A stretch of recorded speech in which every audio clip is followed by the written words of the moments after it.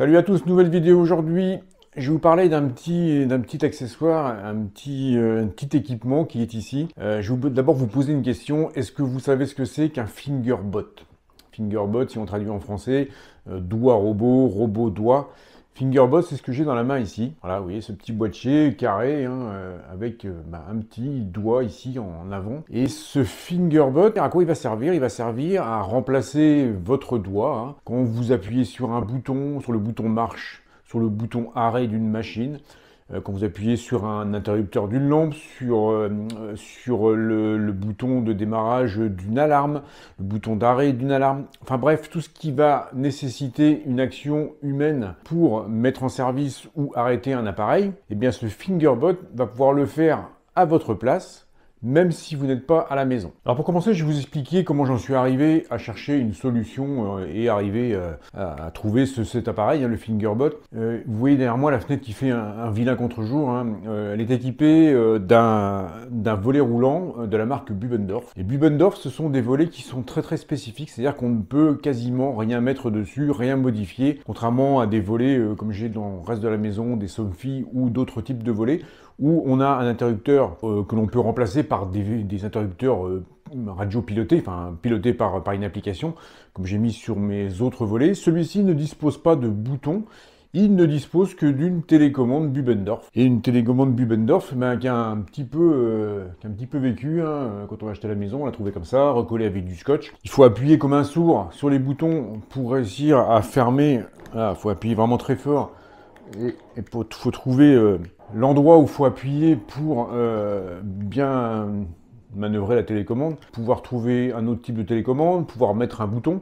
J'ai démonté le volet. Malheureusement, toute l'électronique est intégrée dans l'axe moteur et on ne peut rien faire, on ne peut pas redescendre dans l'interrupteur, on ne peut rien faire, on est obligé de se servir toujours de la télécommande. Alors la télécommande elle est dans un sale état, comme j'ai pu vous montrer, vous voyez, ça souffle de partout, enfin bref, elle est cassée. Hein. Alors j'aurais pu acheter une nouvelle télécommande, on en trouve sur internet, on peut acheter seulement le plastique qui entoure la télécommande, la coque, hein, et la remonter dedans. Ça m'aurait solutionné l'utilisation de ma télécommande pour mon volet, mais moi ce que je voulais avant tout, c'était faire comme les autres volets de la maison, c'était de les automatiser, de pouvoir les piloter à distance quand je suis pas à la maison, et ceci, avec ces télécommandes-là, c'était impossible. Alors, qu'est-ce qu'on a comme choix quand on veut automatiser un volet comme ça, ou qui n'a qu'un bouton simplement montée-descente? On n'a pas le choix de toujours appuyer sur la télécommande ou appuyer sur le bouton, parce qu'on ne pourra pas le faire autrement. Avec un fingerbot, on va pouvoir remplacer l'action humaine d'appui sur le bouton par l'utilisation justement du fingerbot qui est ici. C'est lui qui va venir remplacer l'action de votre doigt sur l'interrupteur de votre volet. Alors je vous montre ici, vous voyez quand j'ai un petit bouton sur le dessus, ici, puisque je peux l'utiliser en local, c'est-à-dire je peux venir appuyer dessus, c'est une touche sensitive. Et je vous montrer aussi que je peux le commander à distance. Alors si j'appuie sur le bouton, qu'est-ce qui se passe? Vous allez voir, je vais mettre sur un fond blanc, voilà, donc, je vais mettre comme ça. Hop, vous voyez, quand je touche le bouton du dessus, j'ai une action mécanique qui fait descendre le petit doigt.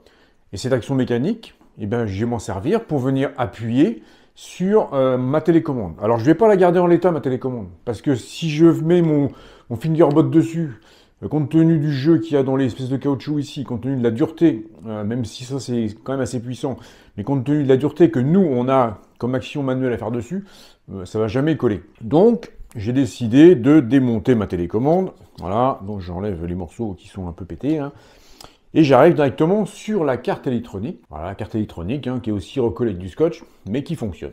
Et ici, on voit les deux petits boutons qui servent à faire la montée et la descente de mon volet. Alors moi, le but du jeu, c'était que mon fingerbot, il vienne appuyer sur mon petit bouton de montée ou de descente.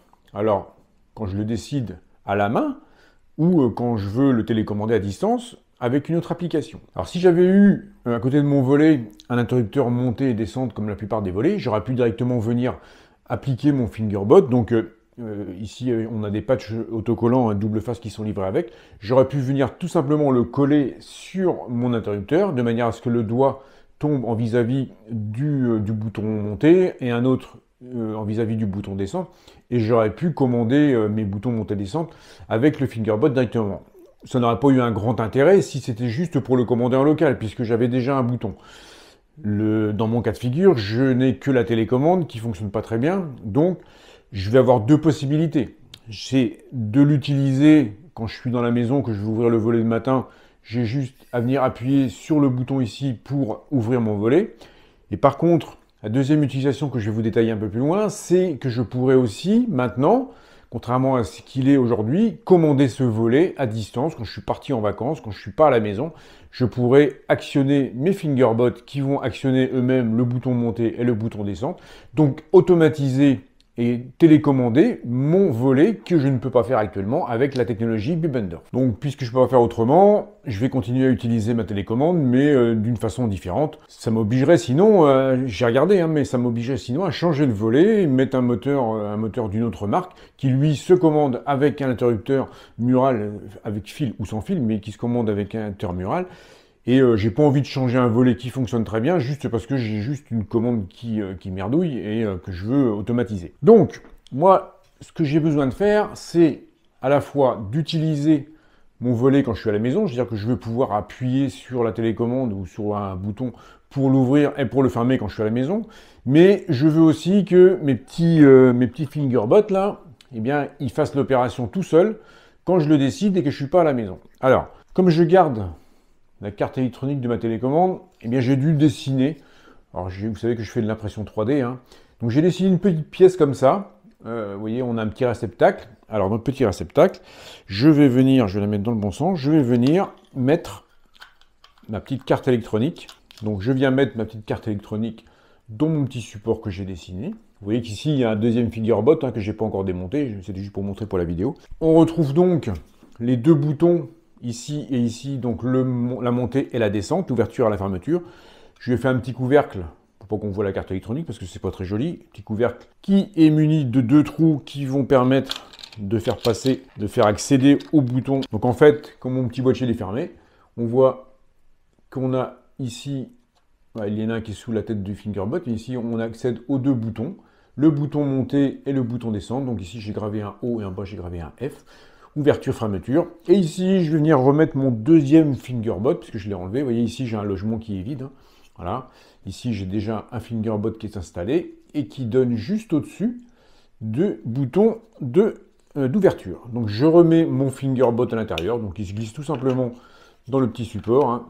Ça, c'est un petit support que j'ai dessiné parce que pour mon application, ça fonctionnait très bien. Donc, tel qu'il est là, j'ai remplacé ma télécommande qui est toute pétée, par une autre télécommande, qui est un peu plus rose, bien évidemment, mais bon, la forme des fingerbots me l'impose. Et cette nouvelle télécommande, je vais pouvoir l'utiliser quand je vais être à la maison. Donc maintenant que mon ensemble est prêt, alors cet ensemble-là, je l'ai dessiné, il est vraiment fait pour ma télécommande, pour la carte électronique de ma télécommande. Il ne sera pas forcément représentatif d'une autre utilisation. Alors donc, j'ai mes deux fingerbots qui sont ici, ils sont tous les deux montés dans ma petite structure. Et ici, si je veux fermer mon volet, je vais actionner ce fingerbot là, qui vient actionner le bouton qui est en dessous de lui, et qui fait la fermeture du volet. Je vais faire la même chose pour l'ouverture, donc là je vais l'arrêter. Je fais une commande de montée. Donc vous voyez, je vais vous montrer comme ça. Hop, je vais actionner le fingerbot d'ouverture. J'espère que ça va être assez net. Il vient appuyer sur le bouton qui actionne l'ouverture du volet. Jusqu'ici, les fingerbots remplacent mon doigt et l'ensemble remplace ma télécommande qui était un peu cassée. Donc là, je m'en sers quand je suis à la maison. Le matin, j'ouvre les volets. Le soir, je ferme les volets. J'ai juste à effleurer un des fingerbots pour ouvrir et fermer les volets. Là où ça devient vraiment intéressant, et en deuxième point, comme je vous ai dit, c'est que je voulais aussi pouvoir automatiser mes volets, pouvoir les utiliser, les ouvrir et les fermer quand je suis parti en vacances.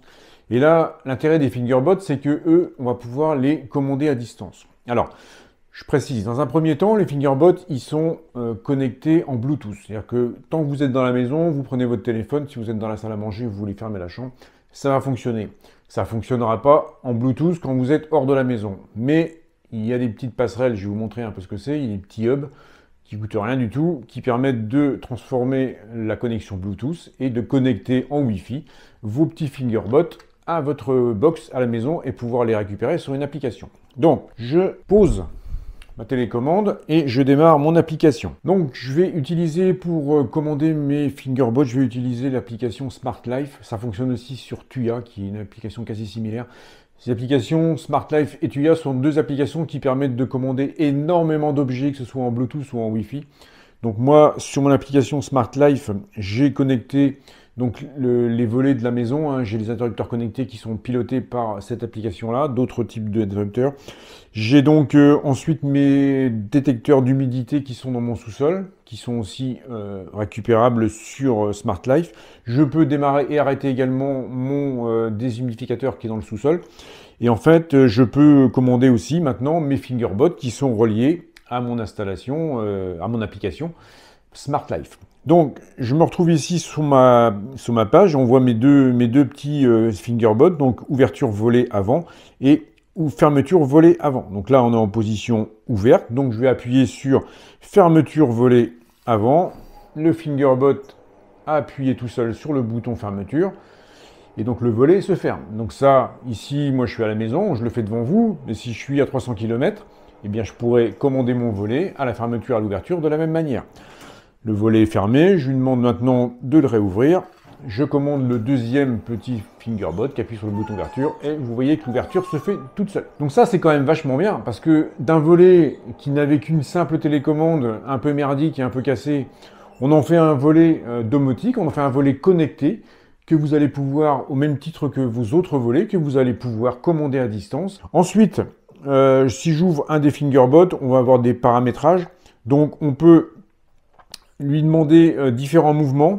Donc on peut lui demander une course spécifique. Si on ne veut pas qu'il descende complètement, on peut changer sa course. On va pouvoir lui demander aussi ce qui s'appelle ici Sustain Time. C'est un automaintien, c'est-à-dire qu'il y a des boutons sur des installations où vous allez devoir appuyer pendant 3-4 secondes pour que l'appareil démarre. Vous allez pouvoir lui paramétrer aussi ces 3-4 secondes, c'est-à-dire que le bouton va, le petit doigt va descendre et rester appuyé sur le bouton 3-4 secondes, le temps de démarrer votre appareil. Et vous allez pouvoir aussi le calibrer, donc lui donner des courses et lui donner des efforts par rapport à et des boutons qui sont plus résistants que d'autres. Donc on va pouvoir tout calibrer sur cette application, sur l'application Smart Life. Vous allez pouvoir calibrer tous vos petits Fingerbots sur cette application. Alors ici dans cette vidéo, je vous ai parlé de Fingerbots. Hein, ce sont les petits doigts qui sont verticaux et qui ont un mouvement monte-baisse.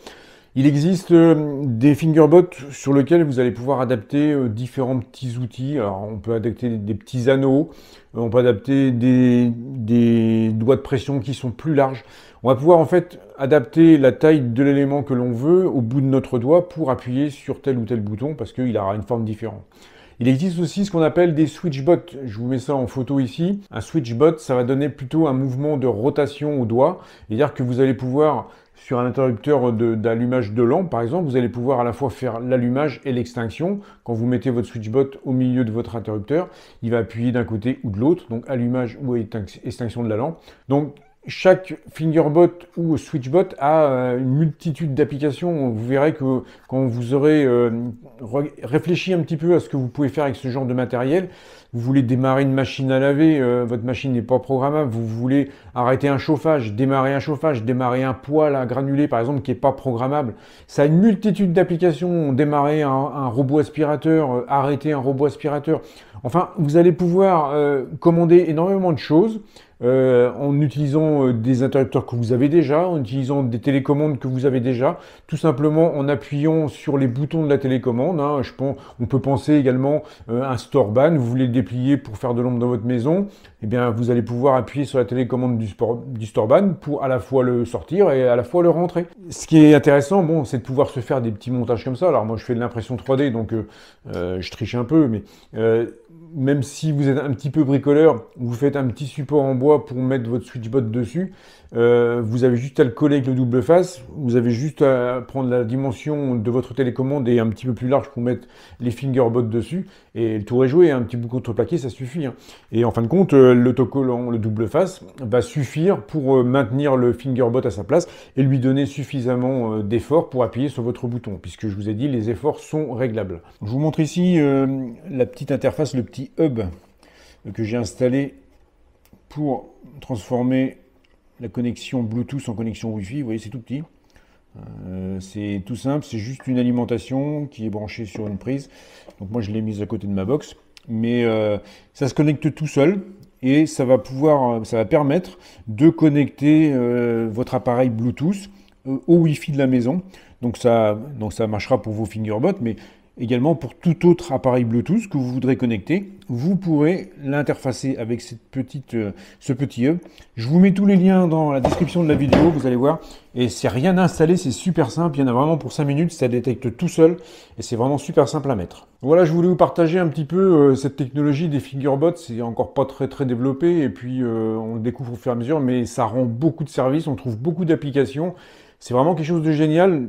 À la fois quand on l'utilise à la maison en Bluetooth, hein, mais aussi quand on passe par le petit hub que je vous ai montré, la petite passerelle, ça devient un équipement connecté à votre Wi-Fi. Dans l'application Smart Life, vous regroupez tous vos petits équipements qui étaient auparavant en Bluetooth. Vous les mettez également dans l'application Smart Life. Vous allez pouvoir commander vos fingerbots. Que vous soyez à la maison ou que vous soyez à distance au travail ou en vacances, hein, vous allez pouvoir récupérer la commande de tout votre intérieur avec ces petits équipements. C'est vraiment génial, ça ne coûte pas des fortunes. Je vous mets tous les liens dans la description, que ce soit les liens des fingerbots, les liens pour le petit hub que vous avez ici. Si vous avez des questions, si vous avez besoin d'informations complémentaires, n'hésitez pas à m'écrire, hein, je vous réponds et puis on voit si on peut trouver une solution pour vous parce qu'il y a multitude de solutions, multitude de combinaisons possibles avec ces petits fingerbots. Et vous verrez que vous allez trouver vite fait des applications chez vous également. Si vous avez aimé cette vidéo, n'hésitez pas à mettre un petit pouce bleu, ça m'aide beaucoup pour ma chaîne. Prenez le temps de vous abonner, prenez le temps de partager cette vidéo, de mettre des commentaires, posez-moi vos questions si vous avez besoin. On se retrouve d'ici quelques temps pour un nouveau sujet, une nouvelle vidéo. Et puis, amusez-vous bien avec vos fingerbots. Allez, salut, à plus!